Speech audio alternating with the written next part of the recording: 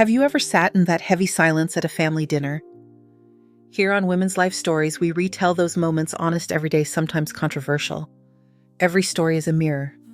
Subscribe, join the conversation, and maybe find a little healing. If you don't like it, Airbnb it. The line was tossed over a shoulder like a used napkin, a shrug attached to it. It didn't come from a stranger at a loud bar, but from my own son standing in the foyer of my Back Bay Brownstone as if he'd just purchased the deed and misplaced the receipt. Ryan balanced a set of golf clubs against the walnut wainscoting, then wheeled in a suitcase the size of a dorm refrigerator. Behind him, Brooke swept through in a trench coat the color of fog, her perfume moving ahead of her like a press release. Carol trailed last, chin high, carrying nothing but a tote, and the confidence of a woman who'd never met a boundary she didn't consider expandable. I held the door because that's what you do in Boston, polite even when you're stunned. The afternoon light angled down Marlborough Street, catching the dust in the vestibule and the brass initials EM on the umbrella stand David bought the year we moved in. 40 years of polish, and suddenly my foyer looked like a loading dock. "We'll keep it low-key," Brooke said, already scanning the crown moldings as if they were understudies for newer lines. "Just until we find a place that feels us." 2-3 weeks tops, Ryan added, kissing my cheek without meeting my eyes. "The market's nuts. We got squeezed on timing." Carol gave me a smile you could slice bread with. "You won't even notice we're here." I stepped aside because I have always stepped aside for my children on sidewalks, in arguments at milestones that felt more like cliff edges. "Guest room is ready," I said. "Fresh sheets." They didn't hear me so much as absorb the information and keep moving. The house adjusted around them, a suitcase thumped up the stairs. The front hall mirror caught a new angle of Brooke's profile as she paused, checking herself with a small, satisfied nod. In the living room, the TV surfaced from silence to a volume pitched for airport gates. A pair of white sneakers parked themselves beneath the Chippendale console as if seeking a charge. I could sense the temperature shift. The Brownstone runs on steam, heat, and etiquette, and both were suddenly out of my hands. The kitchen has always been my peace offering, a long farmhouse table, open shelving, stacked with mismatched stoneware, a window that frames the copper beech in the tiny garden. I made tea. Ryan followed, grabbed a craft beer from the fridge, and leaned on the island. "Mom, it's temporary," he said, finally making eye contact. He has David's brown eyes just set at a different angle, more restless. "I've got a lead at a firm on Boylston. Good money. I just need a few days to pivot." "Pivot from what?" I asked. "From being undervalued," he said a little too quickly. "You know how it is." "I know how it is to work until midnight, to sign payroll through recessions, to build Marlowe looms from a table at a Beacon Hill artisan fair into a business that can keep a dozen families fed. I also know how it is to soften when your child looks tired in your kitchen." "Of course," I said. "We'll make it work." By dinner, the house had learned new habits. The TV became a metronome, counting the evening louder than the clock. Brooke draped a cashmere throw mine over her shoulders and scrolled through a boutique's website, tilting the screen toward Carol like they were reviewing scans from a joyous appointment. "Oh, and that rug," Brooke said, nodding at the Persian in the living room, a riot of reds and blues I bargained for in a tiny shop off Newbury. "It's a lot." "Maybe we lighten the palette. Beige is oat, a little influencer neutral. Mid-century minimal," Carol approved. "This heavy stuff reads estate sale." "It is an estate," I said too softly for anyone to correct themselves. That first week, the house learned other tricks. Mornings moved later. My coffee cups migrated to odd places, a saucer in the entry, a spoon on the stair. The Napa bottles I saved for quiet celebrations thinned one by one, replaced with rinse glass on the drying rack as if the evidence were a polite gesture. On Thursday, I found the drawer with the good silver stuck. A butter knife had been forced into the wrong slot, the handle wedged like a bad thought. Saturday arrived with a subtle coup. Brooke stood at the base of the staircase in soft athletic wear and said lightly, "Quick thing, Ryan and I were thinking it might make sense to swap rooms. Your primary has that great light in the walk-in. My closet situation is bleak." Carol chimed in as if she'd been invited. "At a certain stage, simpler is better," she said to me. "The guest room is closer to the bath, fewer stairs, fewer risks." "The stairs and I are still negotiating," I replied. "So far, I'm winning." "Just for a bit," Ryan said, palms up, his high school debate team move, the one that announced a compromise he wasn't offering. "It's not like we're throwing you on a cot. You can say no in 1,000 ways and still hear yourself choosing yes." I said I needed to think. They heard consent's outline and moved to fill it. By evening, duvet covers were shuttling, hangers clinked like ice, and my closet organized by season. Then color became a temporary showroom for garments that arrived with their own opinions. Brooke lifted a silk blouse between two fingers. "Vintage," she said, impressed despite herself. "We can work with this." I moved the family photos, David at the Charles Ava, at her Santa Fe graduation, Ryan in Little League, into a small cardboard box, the kind grocery stores use for clementines. The guest room faces the alley.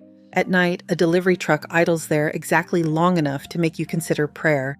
I set the box on the dresser, then sat on the bed and listened to the house reclassify my memories as storage. Changes accumulated like snow that refuses to be named a storm. The library was reorganized by color lovely if you never intended to read any of them again. The Andean wall hanging. I bought from a woman who told me her grandmother's name while she wrapped it in newspaper disappeared to a closet, because as Brooke put it, it's loud. Carol began collecting the day's mail as if it were recycling. I'll sort what's urgent for you, Ellie, and returned it in a neat stack, missing one envelope I expected and didn't mention. When I reached for my reading glasses on the hall table, Brooke produced them from her handbag with a tinkling laugh. You left them in the guest bath, honey. I haven't been in the guest bath today, I said. Then last night, she said brightly, problem always solved by revising time. You've been a little scattered, Carol observed, sympathetic the way swaddling can be. It's normal. Normal, I repeated, tasting the word. It didn't belong to me. That Sunday, I made blueberry pancakes because ritual is a raft. Ryan ate 3, talking around a mouthful about a pop-up he and a friend wanted to launch, something about sneakers, craft beer, and community. Brooke outlined a plan for modernizing the living room in a way that would have made my decorator cry. Carol Googled something on her phone, the glow painting her face a colder kind of younger. After they left for a stroll on Newberry, my Amex tucked neatly into Brooke's card wallet for incidentals, I cleared plates and wiped the island. The house exhaled. The old pine boards creaked like a throat. I walked through to the living room to switch off the TV and found the iPad on the sofa, still warm, still logged into the shared browser Ryan set up when he was 20 and forgot passwords were not family heirlooms. I don't snoop. I inventory. It's what business taught me: count what matters, note what moved. The search bar waited patient as a teller. I tapped the field and the autofill rose like a quiet chorus signs of early memory loss. Does Medicare cover assisted living? Massachusetts elder conservatorship. How to prove someone is incompetent. Power of attorney basics. Change mailing address without notifying person. A gull cut the sky outside loud and sudden as if the harbor had decided to argue with the city. I stood still, hand on the iPad, and felt the brownstone steady itself around me, brick beam bone. The screen dimmed, then went black, and in the reflected glass, I saw my face calm and very awake. The iPad cooled beneath my palm. Outside, a siren threaded through the Back Bay traffic and faded into ordinary city noise. In the kitchen, the dishwasher clicked from wash to rinse. Somewhere upstairs, Brooke's laugh rose and fell like someone testing a microphone. I set the tablet on the coffee table, aligned it precisely with the edge, and wiped a ring of condensation it hadn't made. Mom, Ryan's voice floated from the stairwell. We're grabbing a bite. You need anything? I'm fine, I said, and listened to the quick choreography of departure keys. A zipper, the small domestic hush that follows people who leave with your money. After the door closed, I pulled a notebook from the secretary desk, lined paper narrow rule, the kind I used when I was teaching myself margins and markups. On the first page, I wrote the date. Below it, a tidy column, missing one insurance envelope, altered living room rug, library shelves, mail routine, browser history, shared iPad elder conservatorship, incompetence, change mailing address, tone shifts scattered. Forgetful safer near the bath. Then another line I did not underline, if you don't like it. Airbnb it. I called June. June Park has known me since we were 19 and lying to Deans about why our looms needed the good rooms with the northern light. She answered on the second ring from her studio in the South End, the clack of sample books just audible. Tell me you're calling to let me talk you into green velvet, she said. I'm calling because the house is louder than the television, I said. And because you know people. Uh-oh, she said softly. Tea or bourbon? Coffee, I said. Beacon Hill, half an hour. She beat me there and ordered for me because she knows I never pretend to like oat milk. We sat at a small marble table in a cafe that manages to be both quiet and full, the kind of Boston miracle that involves a wealthy landlord with a sentimental streak. I told her the facts, and only the facts. The air between us supplied its own adjectives. Carol asked a friend of mine last week if she knew a discreet attorney who handles elder transitions. June said, fingers circling her cup. I chalked it up to one of her brunch speculations. I don't now. I said nothing, which is one of the few tactics that still works on my own heart. Ellie, she said, leaning in, voice low. You need a lawyer whose speed is paperwork and whose default setting is calm. I know one, I said. I need a name. Dana Whitaker, she said immediately. Whitaker and Lane. She does the hard cases because she never announces they're hard. I texted myself the number, then slid the phone across the table. Call me old-fashioned, I said. Use something that isn't synced with an iPad in my living room. June snorted. Honey, old-fashioned is cashmere and cash. You're prudent. She reached across, squeezed my hand once, then let go. You're also not alone. Whitaker and Lane's office sits on a brownstone block just west of the State House, wider stairs, quieter brass. The waiting room smelled faintly of lemon oil and old paper. A framed certificate from a law school I respect hung a little crooked, which made me like them. Dana was mid-40s, hair pulled back, suit the color of granite eyes that weighed and measured without making a show of it. Tell me, she said, and I did the browser history, the disappearing mail, the language around bathrooms and stairs and helpfulness. I kept my voice even. She kept her pen slow. First, she said, when I was done, let's anchor facts that a court recognizes as facts. You'll schedule a full neuropsychological evaluation at Mass General. Not because you need it to know who you are, but because paper speaks to paper. I'll coordinate the referral. Fine, I said. Second, she continued, direct your mail to a P.O. box and register a forwarding order. It's reversible. If certain pieces stop arriving at the house and certain people inquire about them, that's not an accident, that's a pattern. I nodded. She watched me absorb. Third, she said, and her voice shifted to a softer register, the language you're hearing. Scattered. Forgetful isn't random. Don't chase it. Note it. Write what you hear when you hear it and who said it. Don't correct. Don't defend. Just record. She slid a card across the desk. On the back, she'd written 2 names. Evaluations Mass General, she said, tapping the first. And this technician, if you need help with electronics, he sets up devices that obey the law and notice things. After I left, I walked 2 blocks in the sharp afternoon and bought a cheap flip phone from a tourist shop where everything is red, white, blue, or Boston. I paid in cash the way my grandfather taught me to buy the first tool for any real job. When I got home, Mateo was skateboarding the short stretch of brick between our stoops. 16 curly hair that defies rules a t-shirt, advertising a band he probably found in a rabbit hole at 2 a.m. He and his mother moved in last year. He shovels my steps without being asked and sends me playlists with the kind of earnestness that makes you say yes out loud to no one. Hey, Ms. Marlowe, he said, catching the board with one hand as if gravity were a hobby. You good? I need to ask you something, I said. And I need you not to tell your mother unless you want her to tell me not to do it. He grinned, then saw my face and let the grin fade to attention. I showed him the card with the technician's number. I need a few small devices, I said. Legal ones. I'd prefer to set them myself with someone who's not going to sell me a monthly subscription to my own sockets. You want mics, he said, not as a question, and then carefully. On your property, not anywhere else. On my property, I said. In plain sight, if you know where to look, I added, because I have never liked hiding more than I have to. He nodded, thumbed a message to someone he apparently trusts, and by evening we had placed a handful of innocuous objects where form meets function. A smart plug under the living room lamp. A pencil cup on the desk that holds more than pencils.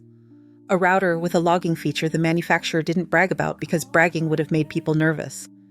He showed me how to use an app on the flip phone to check timestamps without waking any sleeping devices. Ryan breezed through mid-setup, kissed the air near my temple, and asked if we had soy sauce.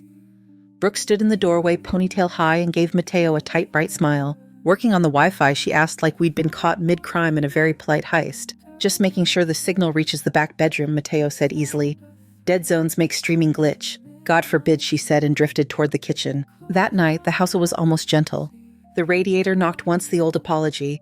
I lay in the guest room and listened to the city layer itself. Late bus cab, honk a couple arguing soft and theatrical on the sidewalk. At 11:30, a scrape of chair legs in the living room.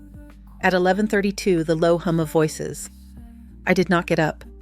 I watched the red digits of the alarm clock measure quarter hours then half. In the morning, the kitchen looked as kitchens look when someone who didn't cook has been there 2 plates, 1 knife, 3 crumbs that missed the sink by a foot.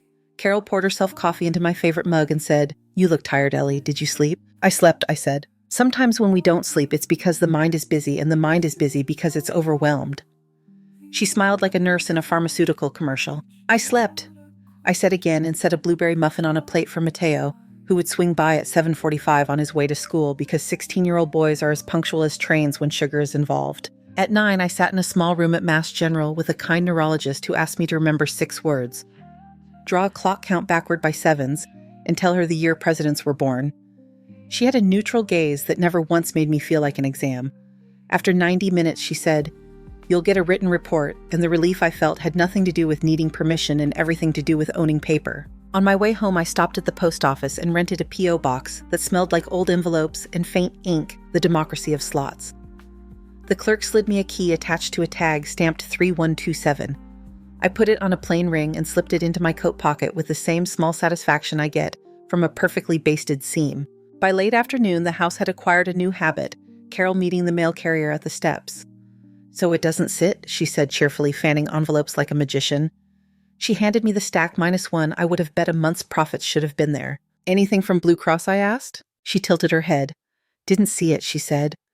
Then, want me to call for you in a tone that made help sound like a diagnosis. I'll manage, I said, and smiled as if we'd agreed on something. The first clip came 3 nights later, timed somewhere between Brooke's glass of wine and Ryan's certainty. I was in the pantry adding the good olive oil to the grocery list when the flip phone buzzed with the cautious insistence of a cricket. I opened the app and watched the text scroll under a thumbnail waveform, voices from the living room, compressed into transcript.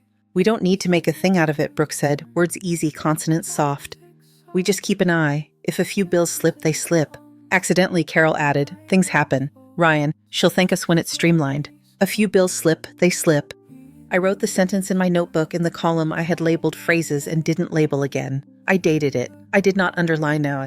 I poured myself a glass of water, drank it standing at the sink, and rinsed the glass until it squeaked. The next morning, a package arrived addressed to me in a hand I know from a decade of remittance checks.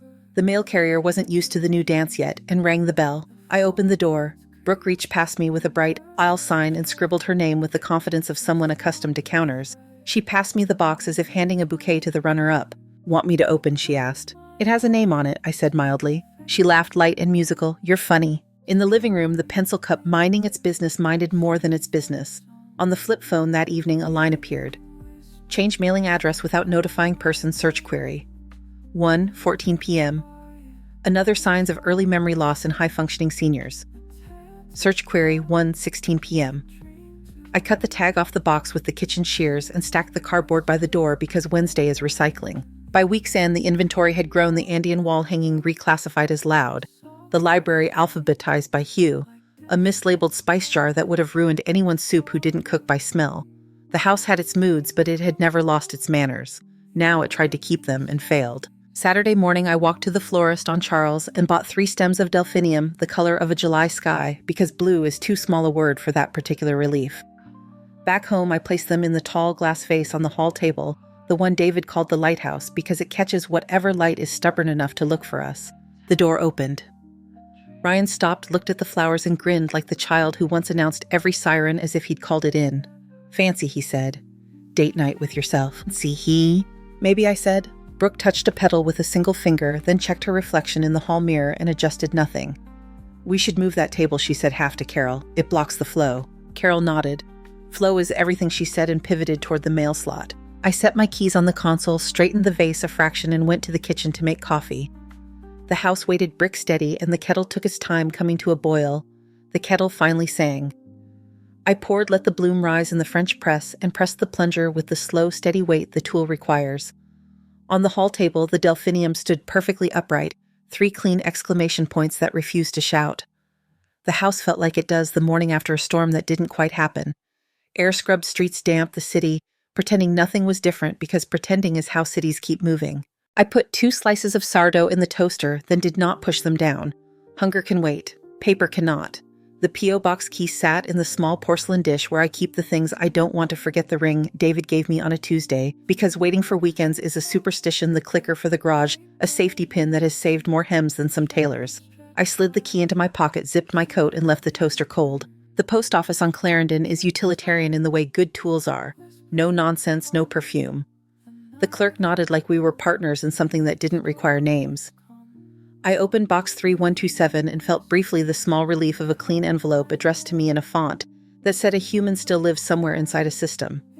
Insurance statements, a letter on heavy stock from an old client in Providence with the word "Congratulations" embossed before congratulations had been earned. I sorted as I've always sorted bills, upright. Correspondence flat junk turned sideways so the muscle of my hand knows to throw it away without consulting my head. On my way out, I saw the mail carrier who usually takes Marlborough Street. He recognized me. People with set routines recognize each other like boats that nod on the same tide. Morning, he said. You still want me to drop at the house? For now, I said. I'm just catching overflow. He tipped his cap, which is a gesture almost nobody does anymore. I walked the long way home through the common past a cluster of tourists who looked at the swan boats as if they were myth past a dog that absolutely believed the duck statue would play. The cold was clean. The kind of weather where you feel awake and honest. Back at the Brownstone, the hall held a new arrangement. The Chippendale console pushed 2 inches toward the stairs to open the flow. The delphinium moved half an inch to the left so it didn't fight the mirror. Little edits that assume ownership is a volume knob you can turn without asking. Ryan came down the stairs, phone pressed to his ear. "No, totally," he said to whoever needed his certainty. "We're nimble." He ended the call and slipped the phone into his pocket, then saw the mail in my hand and smiled at it like it was a dog. "You want me to sort that?" he asked. "I can help." "Thank you," I said, and kept walking. The kitchen has a drawer that holds stamps and tape and scissors and a small index card box for receipts. I placed the envelopes in their places and found myself breathing easier the way you do when a shelf is leveled. At noon, the flip phone rang with its polite cricket. "Mateo. Ms. Marlowe. You wanted to know if anything tripped. The router log shows someone Googling a thing about forward mail from home address at 9:13. Also, the living room mic picked up Brooke saying she'll streamline your paper pile. I didn't listen to more than that. Just flagging." "Thank you," I said. "Come by after school. I have muffins." "You always do," he said, and hung up, satisfied that the world, at least in this corner, obeyed a rule. I dialed the number June had written on Dana's card. "Whitaker," a voice said at the first ring. Not brisk exactly. Prepared. "Ellie Marlowe," I said. "Evaluations are scheduled. Mail is redirected. I have logs." "Good," she said. "Bring copies. Nothing moves without copies." "Of course." "And Ellie," she added, voice a degree warmer. "You're doing exactly what you should. Paper, dates, names. That's the whole language." I ended the call and looked at the French press. Cold. I drank it anyway because I am not precious about coffee, and because the day had already declared it would not make heat or gentleness on my schedule. A text from Ava blinked onto the flip phone's small screen, truncated, and perfect landing BOS. "Tonight. Studio in Santa Fe can run itself a week. Don't worry, Money. I booked June's guest room. See you after 8. The part of my chest that pretends to be stern breathed, then stopped pretending. I wrote "sent" in the notebook because not all records are about what might someday be read aloud. Ava arrived with a carry-on and a tote bag that used to be white and is now the color of her life dyes. Sun, the kind of red dust that clings to thinking. We hugged in the hall while Brooke looked at us the way people look at a public display they didn't order. Ava smells like lime and wool wash. She pulled back, looked at my face, and didn't ask the question she didn't need to ask. "June has wine," she said. "I have your favorite cookies from that place on Canyon Road. And a folder because I am your daughter." We walked to June's 2 blocks away because sometimes you need different walls to say the next sentence. June had done what June always does, made a room feel like the version of itself that has good lighting and soft chairs and a throw blanket that doesn't announce itself. She poured us a crisp white and set a plate of olives between us because she refuses to serve a problem without salt. Ava opened the folder. "I talked to Gabriel," she said. "He's been expanding Ortiz Textiles Cooperative slowly the way you respect soil. He's looking east. He wants to keep everything you built intact and pay for the privilege." "Gabriel Ortiz," June said. "He's the one who pays artisans on time and calls them partners." "That's the one," Ava said. "He won't buy to break, he'll buy to grow." I didn't realize I had been holding a muscle in my jaw until it let go. The folder held printouts, handwritten notes, a one-page summary that read like something I would have written when my hand was steadier and my day shorter. "We met on Zoom," Ava said. "He asked about your loom specs before he asked about EBID. He said your name like it was a stitch. Prices, I asked, because language is nothing without math. Fair, she said, plus a piece for goodwill that's more than goodwill. He also proposed you as founder emeritus with a consulting retainer that would keep you both useful and free." June cheered so softly it counted as decor. The flip phone buzzed again. A text from Dana reports incoming by end of week. Good markers. She never uses exclamation points. I don't either. We went over Ava's notes like we were drawing a quilt pattern here, border their edges, meeting edges with respect. She had thought of the parts that make a whole honor itself non-disclosure, until signatures make silence into a clause. Retention for the artisans whose hands carry memory, the way the brand speaks when it says Marlowe on a tag. Marlowe Looms doesn't exist without the people who move the shuttle, Ava said. Gabriel gets that. I nodded. Over the years, I have watched men with clean fingernails call the look of a thing story and forget the story has a human in it. Gabriel built his cooperative with calluses and patience. He looks like a person who would rather fix a broken warp than a broken presentation slide. The difference matters. On our way back down Marlboro, Ava linked her arm through mine the way she did when she was 6 and believed sidewalks were maps. We turned the corner and saw Carol on my stoop handling mail the way hostesses handle place cards. She looked up, beamed like a welcome sign. Look who's here, she said. The artist daughter. Back for the gala, I hope. We'll need help with the step and repeat.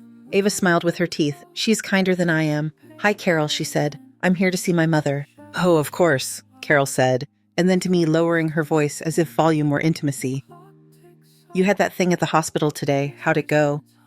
I'm happy to help, you know. Paperwork is a lot for anyone. Fine, I said. Thank you. She handed me a tidy stack catalogs, a bridal magazine addressed to Brooke for reasons I do not wish to ask, about a bill from the gas company, a flyer for a yoga studio, advertising restorative for restless minds, which is a phrase that deserves both respect and mockery. No insurance mail, no bank envelope.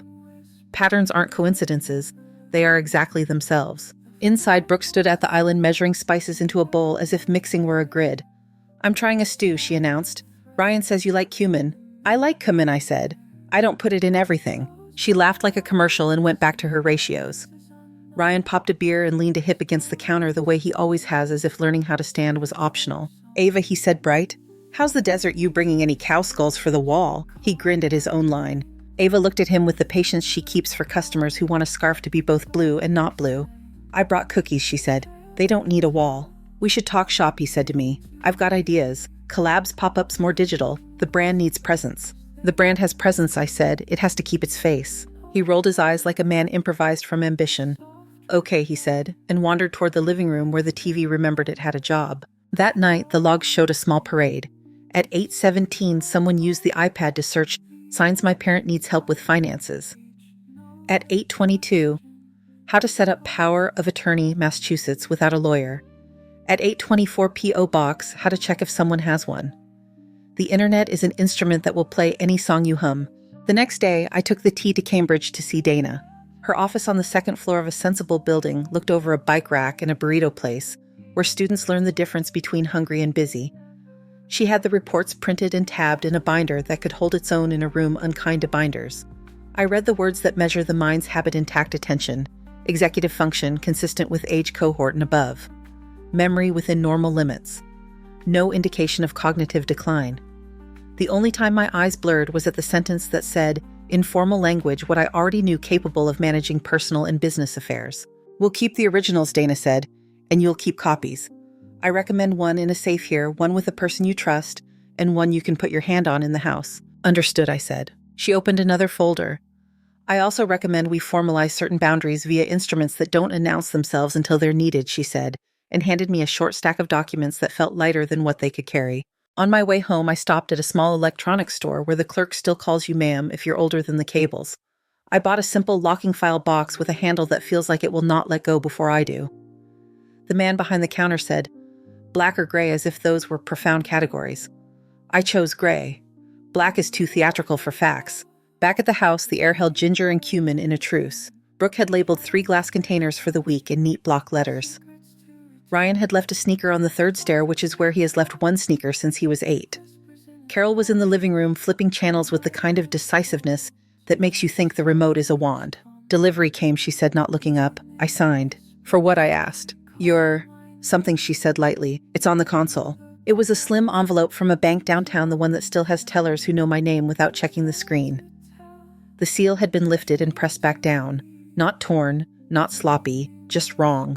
I held it to the light and saw evidence of heat where only hands should be. Did you open this? I asked evenly. Carol gave me a look so innocent it squeaked. It was thin, she said. I thought it was one of those fake offers. I didn't want you to waste time. I don't waste time, I said, and took the envelope to the kitchen because the kitchen is where things find their right shape. Ava came in as if summoned by gravity. She set a grocery bag on the counter and took in my face. Want me to put these away? She asked. Her eyes said different words. I nodded because love is also logistic. Mateo texted at 7. Dorai buzzed him in. He padded to the kitchen in socks because he somehow knows that floorboards judge shoes. I handed him a muffin wrapped in a paper napkin and he ate it like a sacrament. Mike caught a good one, he said through crumbs. Not content, just timestamps. They were in the living room at 1:13 p.m. when the search happened, and at 1:15 Brooke said she'd take the binder to get it under control. I can't see which binder because the devices aren't cameras. You told me no cameras. I told you no cameras, I said. Good. Also, he added the smart plug caught power cycling on the lamp at the exact time the mail slot chirped, which probably means Carol was near the table when the mail came. I thanked him, handed him a second muffin and watched him leave, the way you watch someone walk down a street you know is safe and still measure distance with your mother's eye. Upstairs in what used to be my room, Brooke and Ryan laughed at something small and untrue. In the guest room, I slid the gray file box under the bed, then pulled it back out because under is for things that want to be forgotten. I set it in the closet on the low shelf where I keep the boots that make me taller than I am. The house settled. The radiator tapped. A late train murmured over the bridge toward North Station like someone keeping a promise.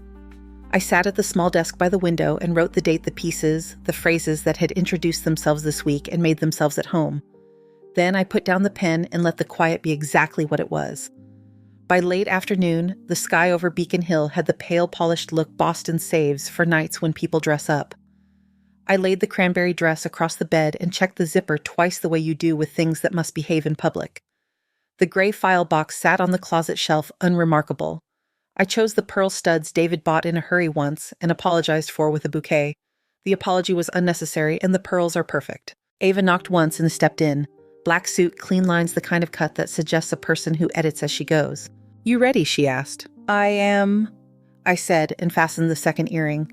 She reached to straighten the shoulder seam, a quick practiced gesture, then picked up the envelope on the dresser and slid it into her bag without comment. We have always been good at conversations that look like movements. Downstairs, Brooke waited in a dress that photographed itself. Ryan adjusted cufflinks he'd borrowed from a friend who has a father who cares about cufflinks.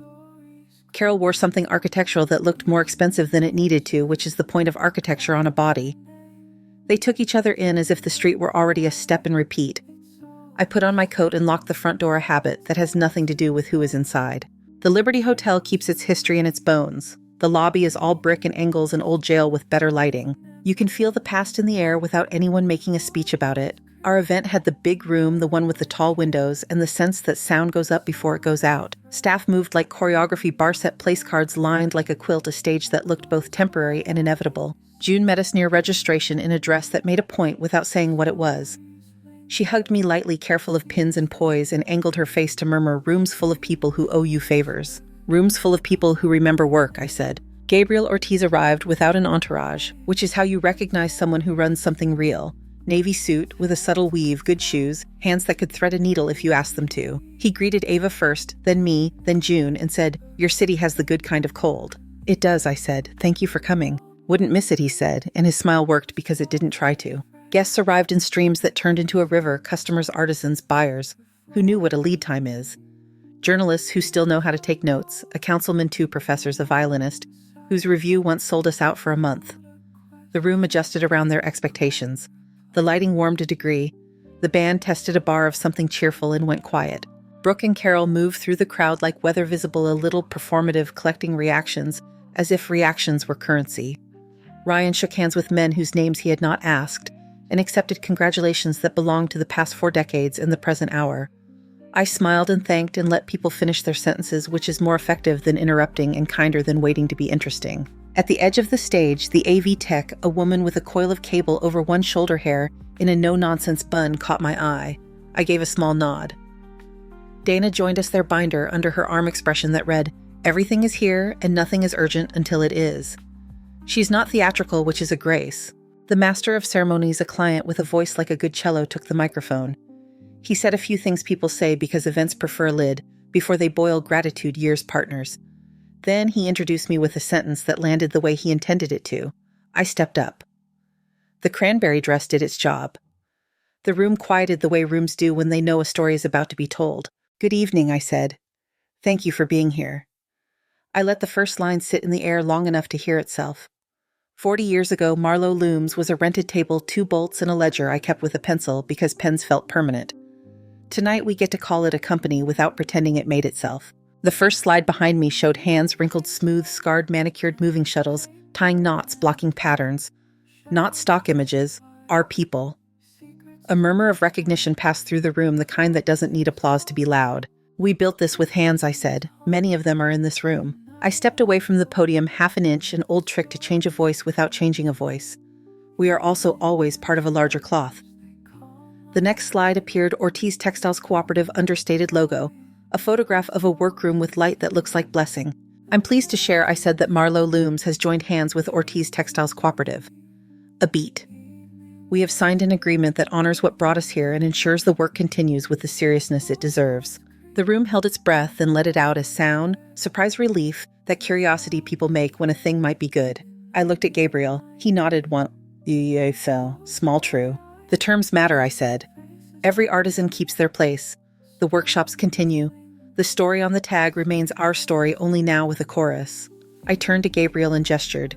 He didn't go for the microphone. He stepped forward and said in a tone that carries without effort, "We're honored." Then he stepped back. You can trust people who know the size of their sentences. A photographer's flash feathered the air and was gone.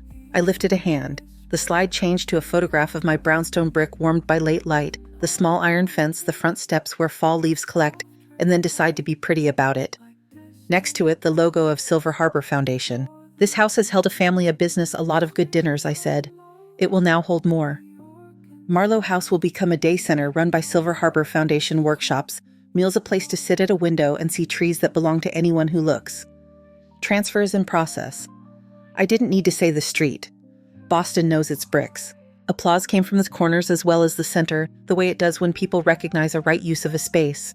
I saw Alicia, the director, near the back, tears gathered without falling, the sturdy kind. Ryan took a step forward from where he stood with Brooke and Carol as if to claim hosting duties he had not been given. Security is not only a person with a radio, it is planning that requires nobody to raise a hand. He found the path in front of him occupied by two guests who wanted to congratulate someone they assumed worked here. He smiled, adjusted, stopped. Before we eat, I said, there are 3 recordings I'd like you to hear. No explanation, no preface. The tech cued the first. 8 seconds, Ryan's voice unmistakable on our living room mic. We don't need to make a thing out of it. If a few bills slip, they slip. A rustle went through the room, not scandal, attention. The second clip, Carol light as meringue. It's normal when minds get busy. We can help. We'll just organize. The third, Brooke bright as an ad. Changing the address is just efficiency. She won't even notice. The audio stopped. Silence stood politely in place, then took a step back to let everyone breathe. This company was not built on adjectives, I said. I prefer nouns. I looked at Dana. She moved to the foot of the stage with the precision of someone arranging an exhibit. She handed a sealed document to Ryan, another to Brooke, another to Carol. Her voice carried without volume. These are formal notices, she said. Temporary restraining order entered this afternoon with respect to any attempt to seek guardianship or conservatorship without basis, and notice to vacate the residence at, she named the address clearly, within 72 hours. Personal belongings only. A camera flashed and then didn't. The room didn't gasp. It adjusted. The language had weight and it fell where it should. Ryan stared at the paper like it might blink first. Brooke looked to Carol, who examined the seal as if it were a brand she might prefer. The 3 of them stood very still in their finery, and for the first time in a long time, the stillness belonged to the room, not to me. I checked my watch because I prefer clocks to drama. Now I said, and let the word do its work. Dinner will be served. The bar is open. If anyone would like to see photographs from the early years, they're in the side gallery. If you have questions about the cooperative, Gabriel is here. If you're from the press, our statements are at the desk. Applause again, warmer this time, the kind that rises because people are ready to eat, and also because they have witnessed something that aligns with their sense of how things should be handled in public. The band picked up a tune the pianist could play asleep and would never, and the servers began their practiced arcs across the room. Ava took the stage steps to meet me at the bottom. She didn't say anything. She squeezed my hand. Her eyes had the glossy look of tears that aren't announcing themselves. June arrived a beat later with 3 napkins and the face she makes when a centerpiece is 2 inches off and she fixes it with a breath. Gabriel came forward with a folded piece of paper. For your records, he said, and I smiled because of course he had considered that I would want a physical thing in my hand even after we'd signed. Thank you, I said. His handshake felt like work and courtesy, shaking hands with each other. At the edge of the crowd, Alicia waited her turn. When she reached me, she didn't tilt her head or clutch her chest or make a speech with her eyebrows. She said simply, "We will take care of it." I believed her because she said it like a task, not a vow. From somewhere behind me, the clink of glass on glass, the universal prelude to a toast. The MC raised his flute. To Marlowe looms, he said. To work worth doing and to nights worth remembering. People lifted their glasses because people like to be invited to the same sentence. I lifted mine, sipped, and tasted something dry that knew when to stop talking. Ryan approached, paper still in hand. His face was a study in muscles trying to agree. "Mom," he said, almost whispering. "This is accurate," I said. "Excuse me, Alicia and I need to discuss flooring." He stepped back because there was nowhere else to step. The rest moved like events move when the hard part is over. Dinner plates from the left cleared to the right. A speech from a buyer who remembers me renting that first table. Laughter in pockets. The clatter of flatware that makes a room feel fed. I stood, I sat, I listened. I signed 3 copies of a book someone had brought that has photos in it. I don't remember agreeing to, but am glad exist. Near the end, the band slipped into a standard that understands a room full of people who don't need to dance to know their legs still work. I glanced at the tall windows and saw our reflections layered with the old jail's brick, the city saying what it always says. Everything is stacked on something else. Foundations matter. I thanked the staff because they are the reason any event appears effortless. I thanked the AV tech who smiled a small, correct smile and said, "Nice slides." I thanked the coat check woman by name because names make the simple kindnesses stick. When we stepped back into the lobby, the air felt cooler than it had a few hours before. Outside, a cab slid to the curb for someone who waved exactly once. The hotel's uplighting warmed the stone. The night had the particular quiet that belongs to buildings that remember their previous jobs and approve of their current one. I buttoned my coat and felt the weight of the pearl studs shift just slightly, a familiar tug like punctuation. Ava took my arm and we walked toward the doors. The city opened and the street gave us back our footsteps. The city let us go cleanly like a door that closes without complaint. The driver took Marlboro by habit, then turned toward the river where the lights on the Longfellow stitched two shores together. When we reached the Brownstone, Ava unlocked the front door and held it while I stepped in. The hallway smelled faintly of ginger and floor wax. On the console, the delphinium had bowed just enough to suggest sleep. 72 hours is specific. The first passed with the concentrated quiet of people who had always treated time as elastic and now discovered it isn't. Boxes appeared, then taped, then the muffled thump of shoes making decisions. Ryan carried a frame poster down the stairs wrapped in a towel because even indignation remembers glass shatters. Brooke folded dresses with brisk precision and did not ask for hangers. Carol left a scented candle in the guest room lit, then reconsidered and blew it out. No one yelled. The house refused to be a set for that. The afternoon they left the mail slot whispered and offered nothing dramatic, a gas bill. A thank you note from a customer who still writes with a fountain pen, a flyer for a winter coat drive. I made tea. Ava stood at the sink and rinsed 2 cups and set them in the rack, the way people do who were taught to leave rooms better than they found them. At dusk, we took the delphinium to June's and handed it over like a baton. Silver Harbor's crew arrived with a van that looked like it had seen more good than bad. Tape measures snapped. A woman with a clipboard named Rita asked for the floor plan and then ignored it in favor of the reality in front of her. "Light here," she said, pointing to the bay window. "Tables against the wall. Rugs that don't argue." She looked at the stairs and nodded as if they had introduced themselves properly. By the end of the week, the living room had become a room that wanted people in it during the day. Long tables, baskets of yarn, a kettle that sings quickly, a whiteboard that lists sessions in handwriting you can read from the doorway. The Andean wall hanging returned to the spot above the sofa. A small card below it gave credit to the woman who wove it and the village where the wool first kept something warm. Opening morning, a thin line formed on the front steps, a former librarian in a blue coat, too big for her, a retired MBTA driver who carried a paperback in his back pocket, a man with a cane who had ironed his shirt. Mateo showed up late for school on purpose and helped set out chairs without making a speech about it. He adjusted the smart plug and then grinned at me as if we'd gotten away with something good. I led the first workshop because routine is persuasion. Budget is just a map, I said, and passed around envelopes and pens. We labeled one rent, one food, one whatever makes you feel human. People wrote with the concentration usually reserved for crosswords. When the kettle hummed, Ava poured and added lemon because someone's grandmother had always done it that way. Midday, a volunteer stood in the doorway and hesitated. She wore sneakers that didn't belong to anyone else's day and a sweatshirt with the name of a charity run. Carol. She held a stack of dish towels like documentation. "I can fold," she said, "if folding is a thing." "It is," I said. She folded. No one asked for history. The Brownstone learned its new schedule laughter that starts out shy and gets louder by the second hour, the soft percussion of knitting needles, the clatter of dominoes when a group decided that art could wait until after lunch. In the back room, a bulletin board grew crowded with notices written in big clear letters. Poetry Thursday, chair yoga, bring photos, we'll scan. I sleep in Cambridge now in a corner apartment that faces the park and knows how to hold morning light. The kitchen is new enough that the oven pretends to be helpful. I kept 2 bowls and 3 plates, my mother's cast iron skillet, and the French press with the hairline crack that never gets worse. The gray file box sits on the hall shelf because some things earn the right to be visible. On Sundays, if the weather is cooperative, I take the train to Rockport. The walk to the harbor is a catalog of ordinary clapboard houses, a porch swing that doesn't need repainting yet, a cafe that sells pie the way New England expects pie to be sold. The lighthouse looks like it always has sturdy, modest a piece of punctuation at the end of a sentence. The ocean writes over and over. One afternoon in March, Ryan met me there. He had texted the week before, could we talk, not urgent. The harbor wind kept us honest. He shoved his hands deep into his coat pockets, then took them out like a person trying to carry his own weight. I read the notice again, he said. The one from the attorney. I read it like it wasn't happening to me. All right, I said. I shouldn't have any of it. He stared past me toward the gulls that hover as professionally as helicopters. There's a job, sales, it's not glamorous, it's fine. Not. Fine is a good word, I said. He nodded. I'll send you the paperwork for the address change on my own stuff. I didn't realize. That is, I didn't choose to realize. We stood there long enough for the light to do what winter light does, make everything honest by making it sharper. When he left, he hugged me the way sons do who are learning to mean it again. I watched him go until he turned the corner and the lighthouse resumed its job of being the only thing on the edge that didn't need to move. Back in Boston, the day center's front room smelled like soup and wool and the faint metallic hope of a space heater.